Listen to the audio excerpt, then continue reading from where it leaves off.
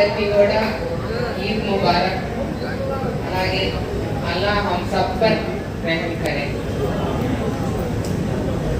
అయితే రంజాన్ పండుగ ఒక పండుగ మాత్రమే కాదు, మన అందరిలో ఒక స్నేహ భావాన్ని, అలాగే ఒక పేషెన్స్ కానివ్వండి, ఒక డిసిప్లిన్ కానివ్వండి, ఇవన్నీ ఈ 45 days ఫాస్టింగ్ కూడా ఇవన్నీ చేసి కూడా 45 days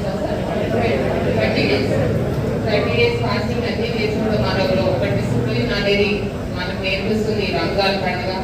అందరికీ కూడా ఈద్ ముబారక్.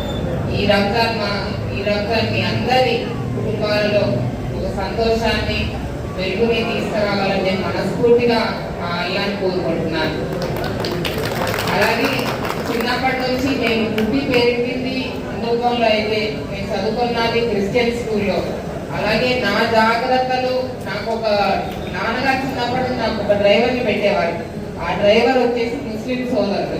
అతను నా సేఫ్టీకి నాన్నగారు కాబట్టి మా ఇంట్లో అన్ని మతాల వారు ఉండేవాళ్ళు కాబట్టి నాకు ముస్లిం కల్చర్ కూడా ఎలా ఉంటుందో తెలుసు. నాకు ఆ ముస్లిం సోదరు నా సేఫ్టీ చూసుకునేవాళ్ళు. ఇంటి నుంచి బయటకి వెళ్ళిన దగ్గర నుంచి వచ్చే వరకు కూడా ఆయనే నాకు కాపులాగా పెట్టేవాళ్ళు నాన్నగారు.